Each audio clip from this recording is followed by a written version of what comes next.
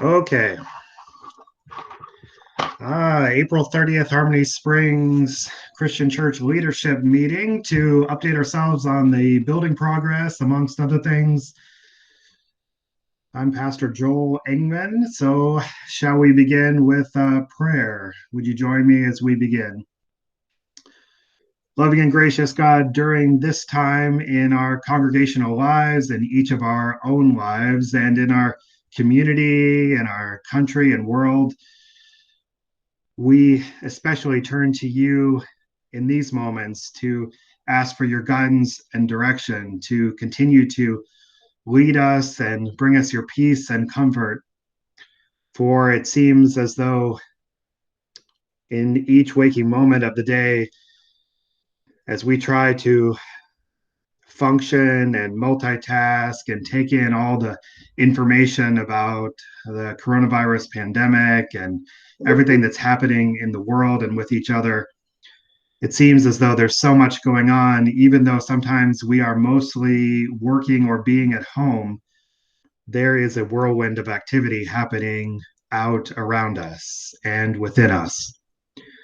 And so, Lord, as the leadership of Harmony Springs, we ask that you might guide and direct our conversation this evening, and that on behalf of those members and friends of Harmony Springs, you might give your peace and comfort to those who we know and love who are struggling even now with all of the changes that the coronavirus has caused in their lives and in the lives of our friends, in our community, and in the world. Loving God, especially now, we ask for your guidance and direction as we continue to discuss where we are as a church in the midst, in a very unique position, looking forward to a building project, planning ministry, figuring out what the future looks like for Harmony Springs. We ask that you might help us figure it all out. And we trust that you are doing that in and through us, even now. In your name, we ask all of this. Amen and amen.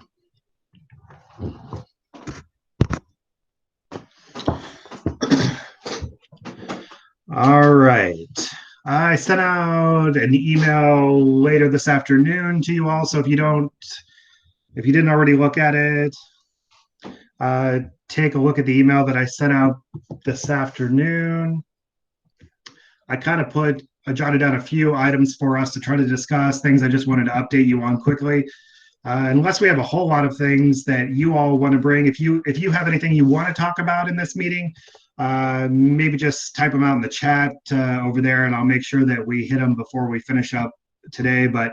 And if you have a comment you want to make as I'm going through things, try to get my attention either by chatting, typing it out over there, or putting your hand up and waving, and I'll try to notice it out of the corner of my eye.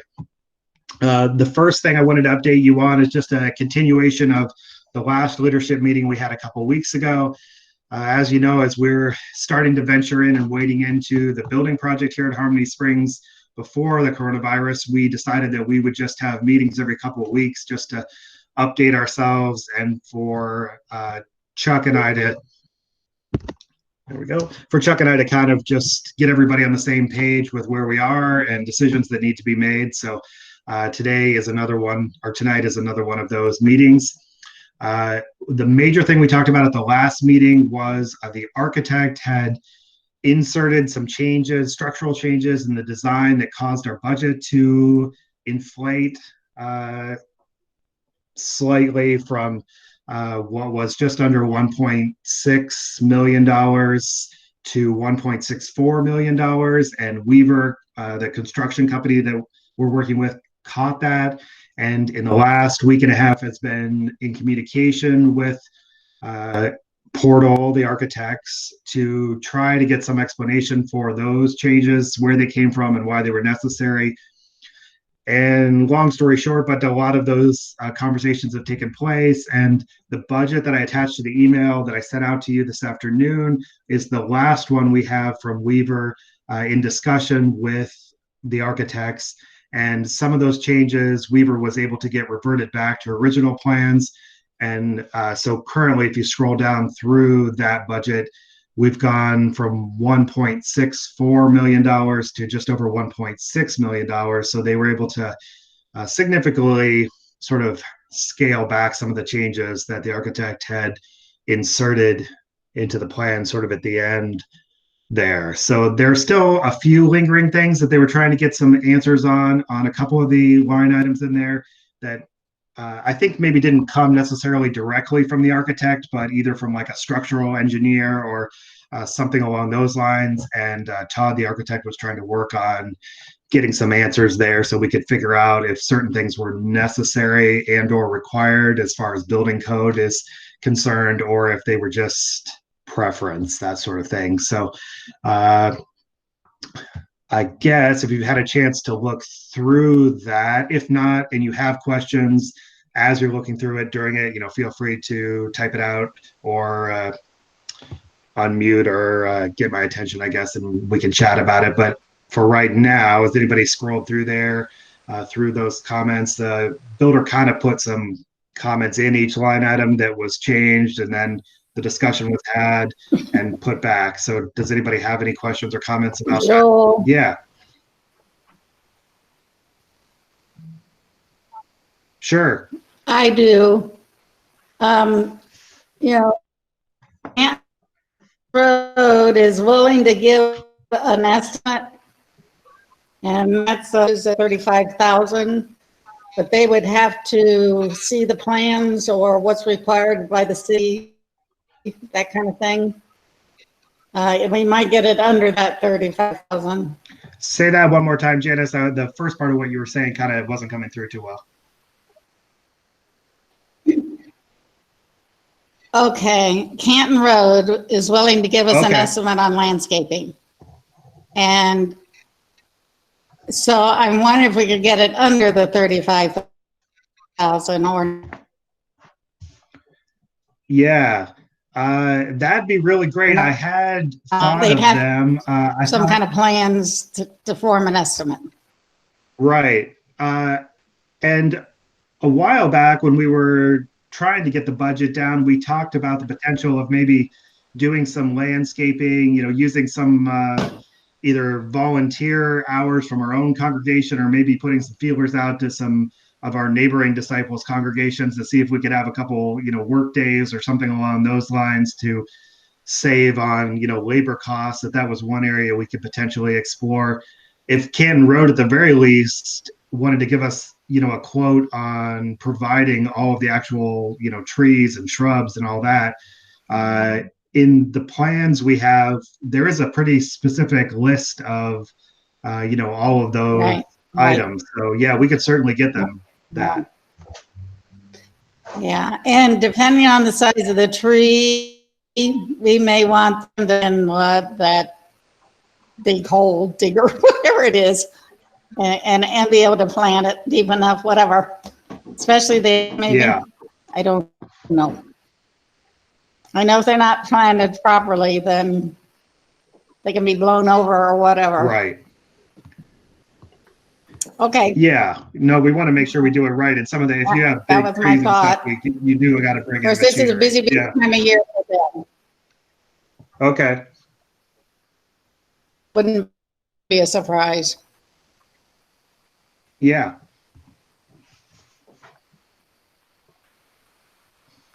Okay, for sure. Yeah, I can work on getting them that list or the part of the plans that has that material list that would have all of the plants and trees that are in the list. Sounds good. All right, great. Thanks, Janice.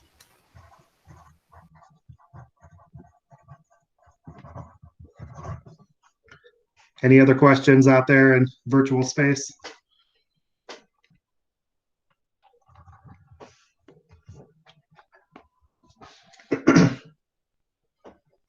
All right, if you have some, we can always circle back around, the great phrase that has become used so often in these Zoom meetings now.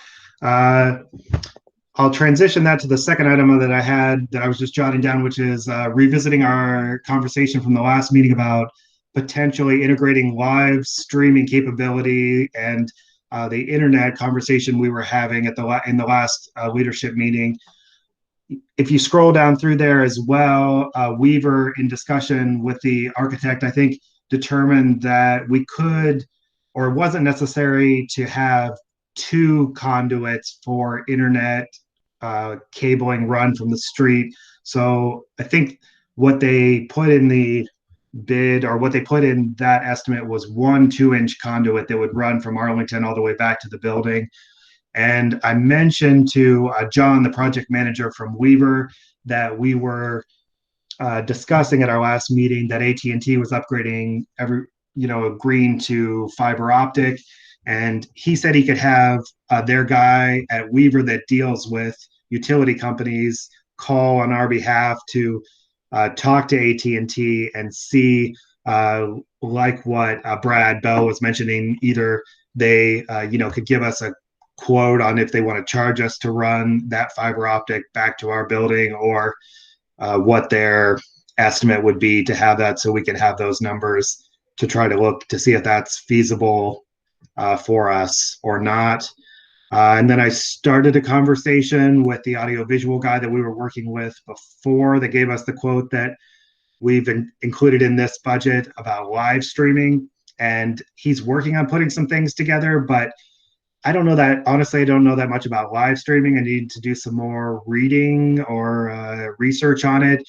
But his initial response to me was that if we want to integrate live streaming into what we're doing, that it's a bit of a reworking of the sort of audiovisual, like the entire audiovisual setup a bit. So I sort of assumed that it was just sort of like you're adding a couple cameras and that kind of thing, but it's not quite that easy, I guess. Well, I think that depends, right? And he's also probably a sales guy, right? So he's going to try to incorporate a lot. So let's see what he comes back with, Joel, and review that. But, again, we're not looking to do a major professional, a corporate setup from that perspective. So we also have to make sure he's sizing it appropriately for what we're looking for from a, small local community church, not a big, evangelical, church kind of thing. Yeah, that's a really good point. And I think my experience with, audiovisual tech people is that when you mention something, they immediately go to like whatever the biggest and best version of that is, thinking, like we're going to be opening a TV studio or something. And, then we have to kind of scale it back or tell them we don't quite need that much. So I'll keep trying to work with him to, get him to give us a quote for what would be reasonable for us, and not just, because you can spend as much money on tech as you have money for, I guess, so yeah, that's a good point.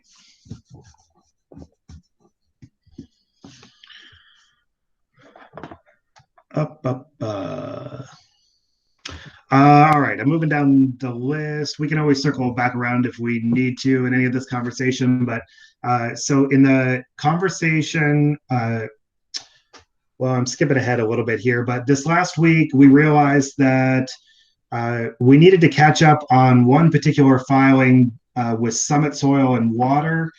We needed to file an application with them before we can start moving dirt around or anything on our property. And the civil, I think we had thought we left it with a civil engineer who's contracted through our architect. And I think it got sort of left in his hands, but we finalized that this week. And Weaver has kind of taken that on to oversee that, and that paperwork has been filed. So once they hear back from Summit Soil and Water, then with an approval, then I think that will, along with the permits that the architect and Weaver are filing with the city of Greene, would be the combination of things necessary for us to then be able to officially start being on the property and doing things. So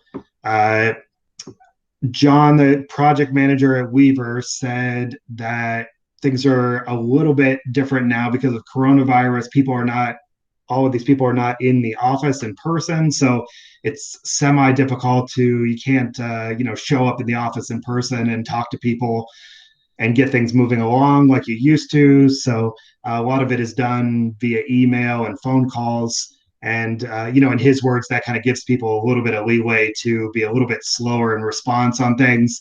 But he was, and I've been impressed so far at his ability to get things accomplished. So I asked him, based on all of that, what he was thinking or where he thought we would be at as far as a potential guess at being able to start, with things up on the property. And even with all of this going, he still said his best guess was potentially the third week of May, which I actually thought was pretty impressive based on all this coronavirus stuff. So those are a couple things kind of where we are. So Summit Soil and Water, the City of Green, permits, construction permits, all of that sort of has to be done before we're officially, they can put equipment up there and start actually moving dirt around, excavating, and the first steps of construction. There's a lot to coordinate. Once we get the budget, sort of the last bits of conversation done between Weaver and the architect, and the budget gets finalized, the other thing that has to happen on our side then is a finalized budget from Weaver and a construction contract with Weaver that would get sent to us, and then our trustees signing that and entering into agreement with Weaver to construct it based on that budget. So John is, I think, trying to get that budget. That's, I think, part of the impetus for him trying to get it done very quickly, because they want to get the construction agreement done to be able to give to us, for us to have some time to review, because we're kind of in these last few weeks of crunch time before they really want to be able to get started around that time in May and have the agreement done and all of that lined up, ducks in a row before we get started. Does that all make sense? As far as I understand, that's all the stuff that has to happen before we are starting construction. Questions, comments, concerns about that? How do we get the signatures? Are we going to meet somewhere, or are you going to drive to all of our houses and hand us the paper? I mean, how do we do that? Is there an electronic signature that we can provide, or? We may be able to do electronic signatures. I think on the Summit Soil and Water, did I hear, Chuck, did you drive up to Donna's to sign that application last week? Yes. Okay. Yep. But that's not a problem. I'm happy to do that wherever we need to go to sign things. I guess it depends on who all they have listed on that contract. If it's just, you, Chuck, or if it's all the trustees, we'll see who they have. As the chair of the trustees, you're the statutory agent or sort of the legal representative of the church. So it might just be you, but it depends on how Weaver puts those contracts together. So it may be all the trustees, in which case we may have to do a DocuSign electronic kind of thing, or something along those lines, which people are getting used to these days, I guess. So I have a question. Have we resolved all of our issues with the Army Corps of Engineers with our wetland? Yeah, it seems like that report we got back from them at the end of the year was what we needed from them. It was sort of the permits we needed. And then my understanding was the civil engineer took that information from them and provided it to Summit Soil and Water. So that was a part of the application process to Summit Soil and Water, so they could review that and add any commentary that they wanted to provide. And then we'd sort of get a approval from them. I don't know if they'll then, my guess is they will also have, commentary or requirements they may want to add or they'll look at our plans and give the approval, or suggest changes or that kind of thing.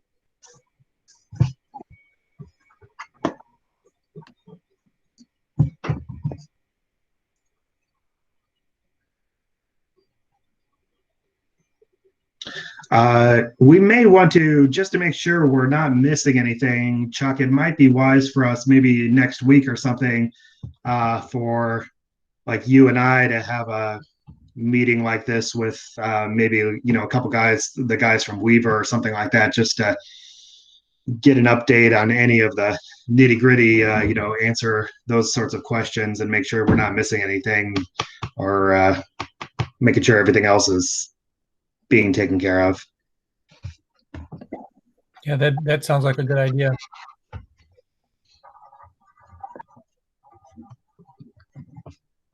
Okay.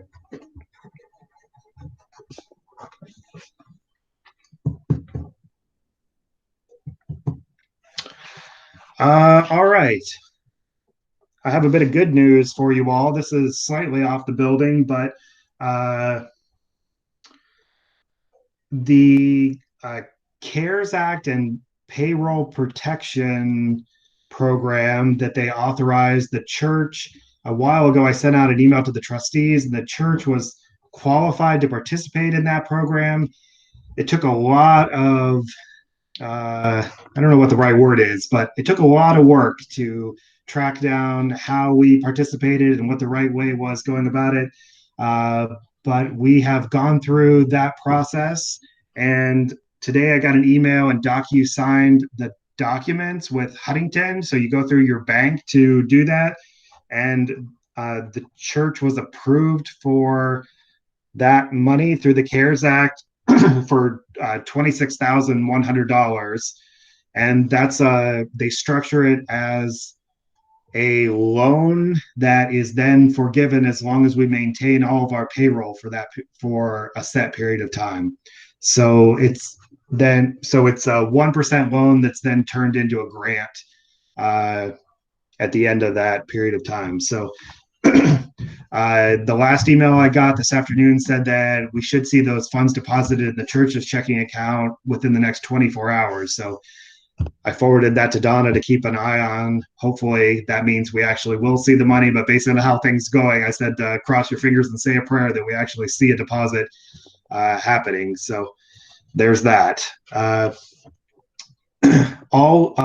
have been keeping, we had to provide a lot of supporting documentation and an application and all of that.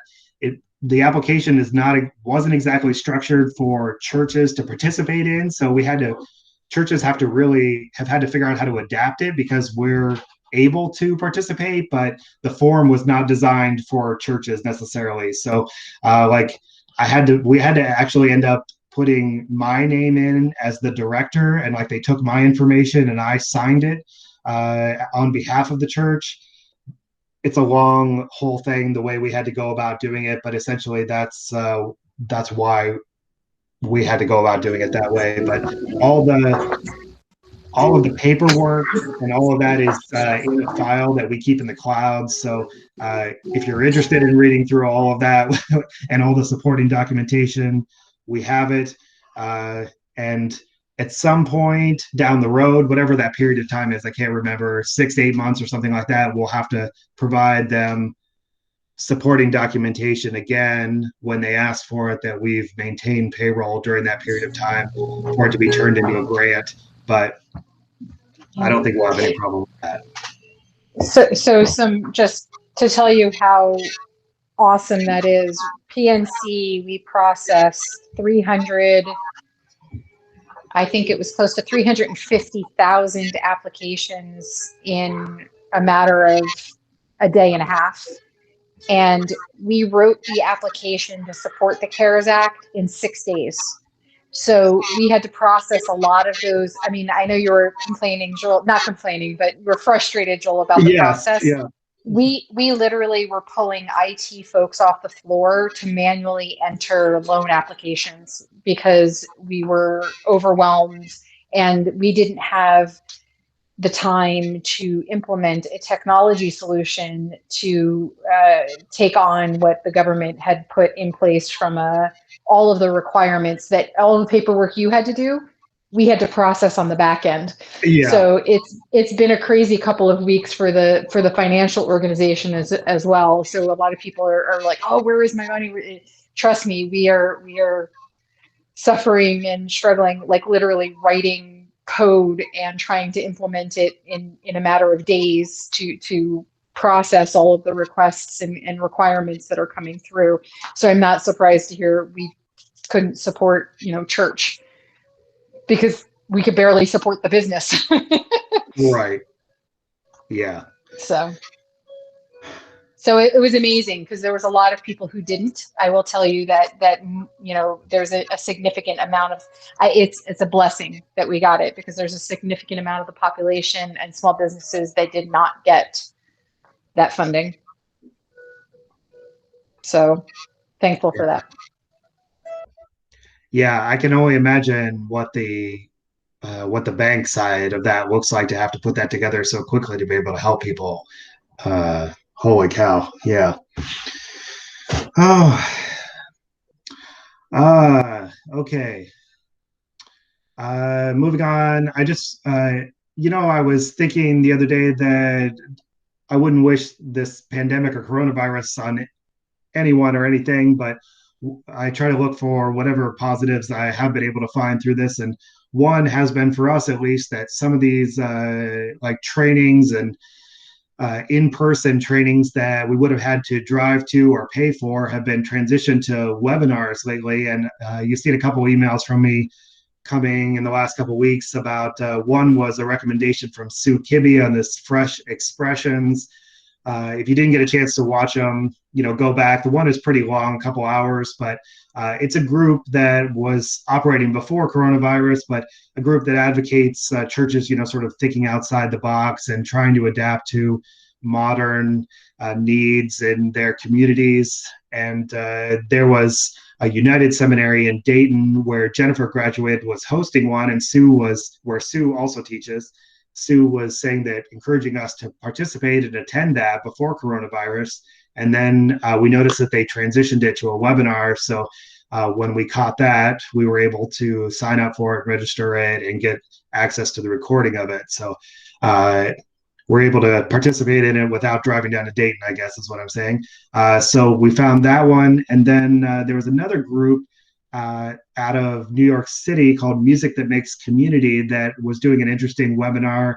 And they were doing a webinar series on using technology like this to encourage group singing, which has sort of become a thing. If you've watched any, YouTube videos on virtual choirs and that kind of thing, it's been a development that has happened because of coronavirus also, and they're trying to figure out how to use technology like this to encourage that part of church and community as well. So we've had access to that recording and are trying to figure that one out as well, with some discussion about potentially experimenting with that with some of our kids to do some group singing with our children, and then seeing where it goes from there. So I guess that's one positive to some of this, is that we've been able to access some of that training and information for free, or at least from home, instead of having to travel somewhere and or watching those sorts of seminars and information on our own time. So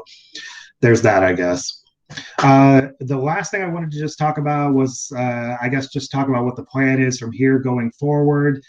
I've been keeping an eye on the governor's press conferences on a daily basis as best I can. It seems like church gatherings are going to fall into, the larger grouping of gatherings that will probably be reinstated towards the end of whatever plan, we end up with statewide or nationwide. So it seems like, from first glance, that we'll probably be doing virtual gatherings like this for a more extended period of time as things get back to normal slowly. So if we've been trying week by week to kind of try to work out some of the tech issues we've had. to be able to try to, I don't know, just make this sort of gathering as smooth as possible. Recognizing a couple things, I guess, that I've been trying to keep an eye on. One is that, the whenever we right now it's a 10-person limit, which we'd obviously be more than. And then, when we get to like a 30-person limit, we'd still probably be more than that. And then it really, in our situation, I keep thinking that it probably has more to do with what Akron General and Cleveland Clinic, like when gyms and health and fitness centers get reopened, and then whether or not the Cleveland Clinic and Akron General, what their policy is, and whether or not they're letting, groups and nonprofits come in and use their space again. So I don't know. We'll just keep an eye on it and keep in communication with the people in charge there and see what they're saying about all of that as we move forward. Questions, comments? Was I seeing some people commenting on that? Yes, that's what Greg was saying too. Yeah. Yep.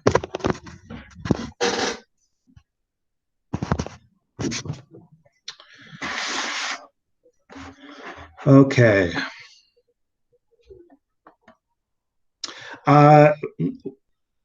One thing that we did talk about was interesting, if you have watched the Fresh Expressions webinar, was that, one of the things that they were discussing was churches beginning to look at, even before coronavirus, was looking at sort of churches and exploring groups. Maybe Debbie could explain it, or Jennifer explain it better, but sort of becoming groups or forming groups around shared interest that maybe would attract a smaller group of people, but maybe instead of having, I guess what I'm thinking is maybe we need to start thinking about having multiple times or gatherings of people around a sort of shared interest as a sort of service or worship time, if that is necessary because of coronavirus, rather than focusing on one larger Sunday morning gathering, that we might be able to accomplish multiple in-person gatherings that happen at different times rather than one larger gathering. But that could be a ways off yet, and it all depends on where things fall with the coronavirus and all of that. So just some discussion we're having, but if you watch the Fresh Expressions webinar and you have any thoughts about that, feel free to send them my way, I guess.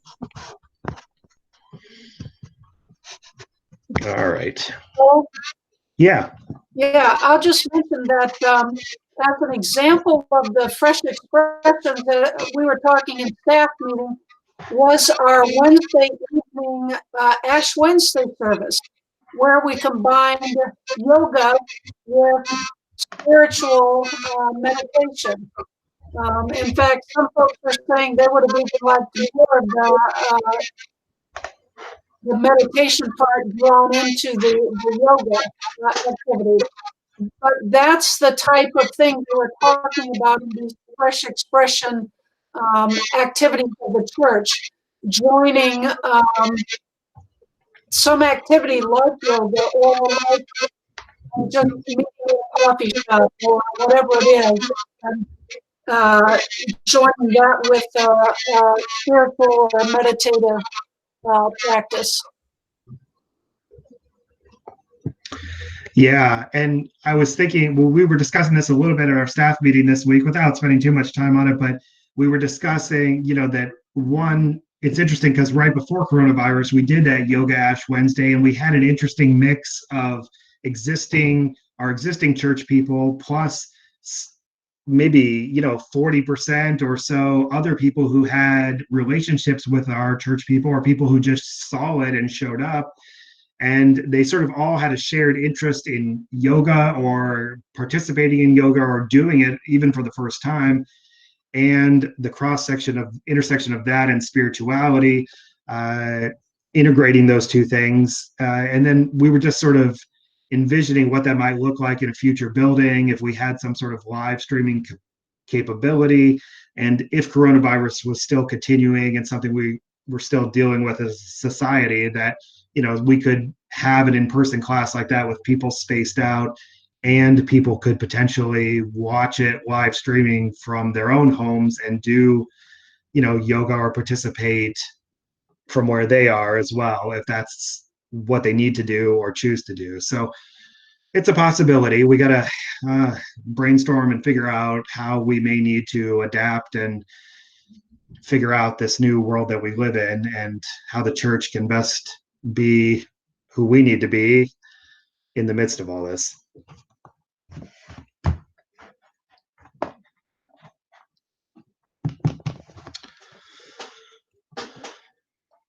All right, I think that's my list.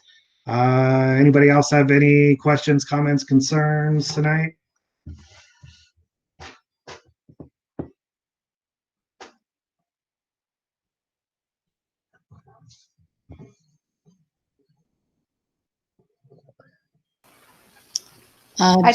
Joel, I just take a moment to say thank you. I know that this has got to be, as the leading us in this way, it's got to be challenging. It's hard to get feedback. It's hard to kind of continue to move things forward. So for you, for Chuck, for Donna, for for the whole leadership team, just thank you for I know this has to be a challenge. So thank you for continuing to push this forward and doing what you can in this challenging environment. I'm sure doing all the loan documentation and coordinating between everybody, it's amazing that you were able to pull that through. And I just want to personally say thank you. Oh, thanks, Kenneth. I appreciate it. Janice, did you have something you wanted to say? Sorry. Jim's sister is somewhat stabilized, but they're looking for a care center to put her in, which might be a permanent thing. We don't know for sure. Okay. But it is just so hard. Not one family member can be with her, and she's confused. So prayers are appreciated for her family.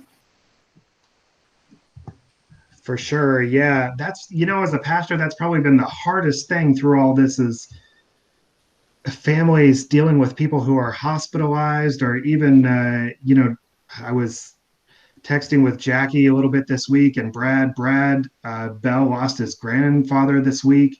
To just have to deal with that kind of thing on top of and in midst of coronavirus, it's just so horrible. I just can't even, it breaks my heart. It's just crazy.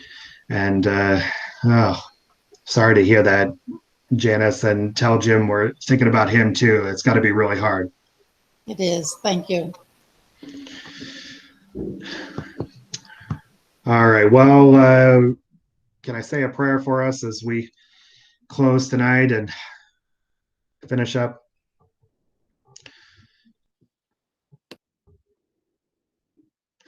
Loving and gracious God, we give you thanks for this evening, for this discussion, for how you continue to move us forward as a church, even in the midst of this pandemic.